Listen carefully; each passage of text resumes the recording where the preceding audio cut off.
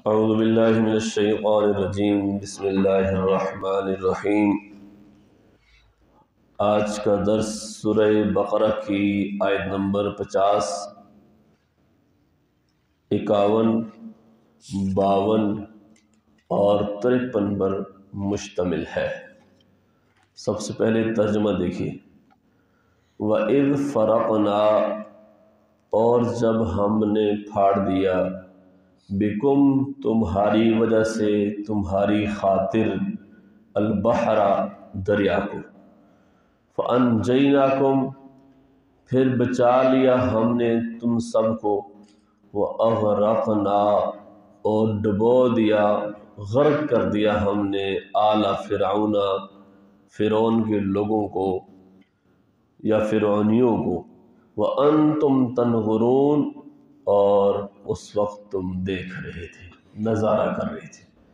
وَإِذْ وَعَدْنَا اور جب ہم نے وعدہ کیا موسیٰ سے، 40 لیلۃ 40 رات کا، ثم اتخذتم پھر بنا لیا تم نے، العجل بچھڑا، ایک گائے کا بچھڑا، من بعدہ اس کے بعد، وَأَنْتُمْ ظَالِمُونَ اور تم ظلم کرنے والے تھے، ظالم تھے۔ ثم عفونا پھر معاف کیا ہم نے، عنکم تم کو، من بعد ذلک اس پر بھی، لعلکم تشکرون تاکہ تم شکر گزاری کرو۔ وَإِذْ آتَيْنَا اور جب دی ہم نے موسیٰ الکتاب موسیٰ کو کتاب، والفرقان اور حق اور باطل کے درمیان فرق کرنے والی چیز، لعلکم تہتدون تاکہ تم راہ راست پہ آ جاؤ۔ بنی اسرائیل پر اللہ جل شانہ نے جو انعامات اور احسانات کیے تھے ان کا بیان ہو رہا ہے کہ کون کون سے انعامات اللہ نے کیے اور ان انعامات کو یاد دیا تھا۔ اس لیے پچھلے رکوع کے شروع میں فرمایا تھا کہ یا بنی اسرائیل اذکروا نعمتی التی انعمت علیکم، اے یعقوب کی اولاد میرے ان انعامات احسانات کو یاد کرو جو میں نے تم پر کیے تھے۔ ان میں سے ایک بات تھی کہ تمہیں میں نے فضیلت دی ہے باقی لوگوں پر، اور پھر یہ ہے کہ فرعون کے ظلم سے نجات دی ہے، تمہارے بچوں کو ذبح کرتا تھا اور بچیوں کو زندہ چھوڑتا تھا۔ تو آج بھی ایک اور احسان جو اسی کا تسلسل ہے اس کا بیان ہوا ہے آیت نمبر 50 میں، کہ فرعون کے ظلم سے اللہ نے بنی اسرائیل کو نجات کیسے دی ہے۔ تو فرعون تو بنی اسرائیل پر ظلم ستم کرتا تھا، ان سے کام کاج لیتا تھا، تو بالآخر اللہ جل شانہ نے حکم دیا حضرت موسیٰ علیہ السلام کو کہ آپ ایسا کریں، بنی اسرائیل کو خفیہ طریقے سے رات کو لے کر نکل جائیں۔ تو حضرت موسیٰ علیہ السلام ان یہودیوں کو، بنی اسرائیل کو مصر سے لے کر وہاں سے چل دیے۔ تو اس وقت تو فرعونیوں کو پتہ نہیں چلا، تو جب انہوں نے دیکھا، اور اس وقت ایک مسئلہ یہ بھی ہوا جو آگے آ رہا ہے، تو بنی اسرائیل کی عورتوں نے فرعونیوں سے، ان کی عورتوں سے زیورات بھی لے لیے کہ ہمارا کوئی فنکشن ہے، کہیں ہم نے جانا ہے، تو بہت سارے زیورات بھی انہوں نے ساتھ لیے اور وہ چل دیے۔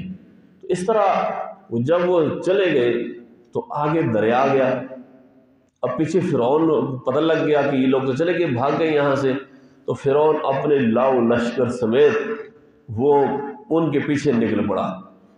جب یہ دریا کے قریب پہنچے تو آگے دیکھا دریا ہے اور پیچھے فرعون کا لشکر ہے۔ اب یہ ڈر گئے بنی اسرائیل، اب تو مارے گئے، ایک نہ ایک صورت میں تو ہم تباہ ہوں گے، یا تو فرعون مارے گا، پیچھے سے آگے جاتے ہیں تو سمندر ہے، دریا ہے، اس میں غرق ہو جائیں گے۔ اس وقت اللہ جل شانہ نے موسیٰ علیہ السلام کو حکم دیا، انہوں نے اپنی لاٹھی ماری تو دریا چلتے چلتے رک گیا، اور اس میں سے 12 راستے بن گئے، خشک ہو گئے دریا۔ مثلا یہ پانی چل رہا تھا، ادھر کا پانی ادھر رہ گیا، ادھر کے درمیان سے راستہ خشک ہو گیا. تو یہ اللہ فرما رہا ہے کہ ہم نے تمہاری وجہ سے فرقنا بکم البحر، تمہاری وجہ سے ہم نے دریا کو، سمندر کو پھاڑا. پھاڑنے کا مطلب کہ اس میں راستے بنائے. اب جب یہ راستے بن گئے تو بنی اسرائیل کے 12 قبائل تھے، 12 راستے تھے، یہ 12 راستوں سے نکل کے پار ہو گئے. پیچھے فرعون کا لشکر بھی، فرعون اپنے لشکر سمیت اس دریا میں داخل ہوا. چونکہ راستے بنے ہوئے تھے تو انہوں نے کہا چلو ہم بھی پار ہو جائیں. جب وہ سارے بیچ میں چلے گئے تو اللہ تعالیٰ نے دوبارہ دریا کو ملنے کا حکم دیا، تو دریا اسی طرح اپنی سابقہ حالت پر آ گیا. تو اغرقنا آل فرعون، تو اللہ تعالیٰ نے سب فرعونیوں کو غرق کر دیا. فَأَنْجَيْنَاكُمْ، پیچھے کہا بنی اسرائیل کو کہا ہم نے تمہیں تو بچا لیا، زندہ بچا لیا، کہ تمہیں ہم نے دریا پار کرا دیا، لیکن ان کو تمہارے جو دشمن تھا سب سے بڑا، جو ہر وقت تمہیں ستاتا تھا، ظلم و ستم کرتا تھا، اس کو ہم نے پوری قوم سمیت غرق کر دیا. بعض تفاسیر میں لکھا ہے کہ 6.5 پونے 7 لاکھ کے قریب یہ فرعونی تھے جو، تو سارے کے سارے اللہ نے اس دریا میں غرق کر دیے، فرعون سمیت غرق کر دی. اتنی بڑی تعداد تھی.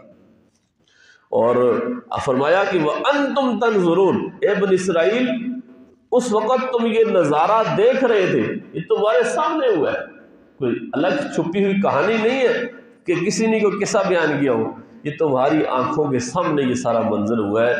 تو پھر بھی تم میری انعامات کو بھول گئے ہو، پھر بھی تم میرے احسانات کو بھول گئے ہو، اور پھر بھی تم راہ راست پر نہیں آتے ہو. یہ تیسرا انعام تھا ان پر. پھر چوتھا انعام ہے کہ وَإِذْ وَاعَدْنَا مُوسَىٰ 40 لَيْلَةً، اللہ تعالیٰ نے پھر موسیٰ سے 40 رات کا وعدہ کیا.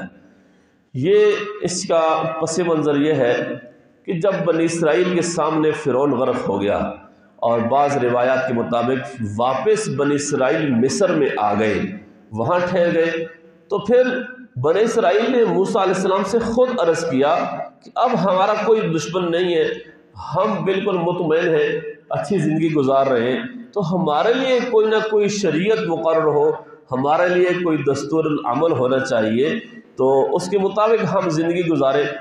تو موسیٰ علیہ السلام نے اللہ سے عرض کیا، بنی اسرائیل کی جو بات تھی اللہ تک پہنچائی، اللہ سے عرض کیا، تو اللہ تعالیٰ نے وعدہ فرمایا اور ان سے کہا کہ تم کوہ طور پر آ جاؤ. تو موسیٰ علیہ السلام سے کہا کہ کوہ طور پر آ کر 1 مہینہ 30 دن 30 راتیں آپ آ کے عبادت کریں. تو موسیٰ علیہ السلام جب چلے گئے تو وہاں آپ نے 1 ماہ تک روزہ رکھا، لیکن روزہ رکھنے کے بعد پھر افطار کر لیا تھا. تو اللہ تعالیٰ کو چونکہ روزے دار کے منہ کی جو وہ خوشبو ہے، بو ہے، وہ بہت پسند ہے، تو اس لیے اللہ نے فرمایا کہ چلو 10 دن اور روزہ رکھو. تو پھر 40 ہو گئے، ورنہ پہلے 30 تھے، اس لیے یہاں پہ 40 کا ذکر ہے کہ 40 لیلہ 40 رات کا وعدہ کیا.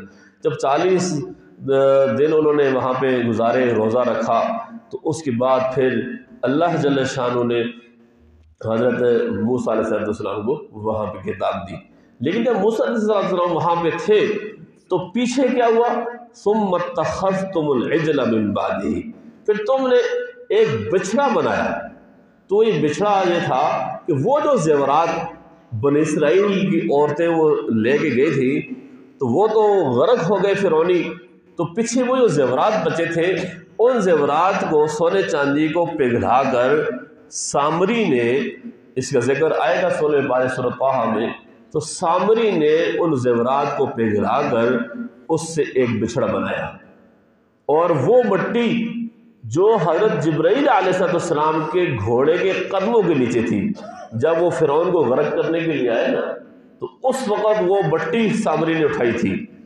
تو اس میں اس طرح کی مادہ تھا، حیات تھی، کہ اس نے وہ مٹی بچھڑے کے اندر ڈالی، سونے چاندی کا جو بچھڑا بنایا تھا پگھلا کر اس کے اندر ڈالی، جس سے وہ آواز نکالنے لگا. تو اور سامری نے لوگوں کو پھر گمراہ کیا، اور موسیٰ علیہ السلام کے بارے میں کہا وہ تو جا کر کوہ طور پر پتنی جا کر آپ کو بھول گئے، تو اس لیے یہ خدا ہے، اس کی عبادت کرو. تو پھر وہ بنی اسرائیل شرک میں مبتلا ہو گئے اور اس بچھڑے کی عبادت کرنا شروع کر دی. تو یہاں یہی مراد ہے کہ جب ہم نے موسیٰ سے 40 رات کا وعدہ کیا ثم اتخذتم العجل من بعدہ، تو پھر تم نے اس کے بعد یعنی موسیٰ کے جانے کے بعد تم نے بچھڑے کو معبود بنا لیا تھا، اس کو اپنا خدا بنا لیا، وانتم ظالمون، تم بڑے ظالم تھے۔ تو یہ جو اکثر قرآن کریم میں نا شرک کے ساتھ ساتھ ظلم کا لفظ بھی استعمال ہوتا ہے۔ ظلم اصل میں کہتے ہیں کہ عربی زبان میں کہتے ہیں وضع الشیء فی غیر محلہ، جو چیز کسی مقام پہ رکھنے کی نہ ہو اس کو وہاں پہ رکھ دیا جائے، کسی اور چیز کو اٹھا کے رکھ دے، کہتے ہیں ظلم کہتے ہیں۔ تو عبادت تو اللہ کی ہے، اصل اس کا مقام تو یہ ہے کہ اللہ کے سامنے ہونی چاہیے، اور تم نے ایک گائے کے بچھڑے کے سامنے عبادت شروع کر دی، اس لیے اس کو ظلم کہا ہے، لیکن ظلم بھی تم نے اپنے اوپر کیا ہے۔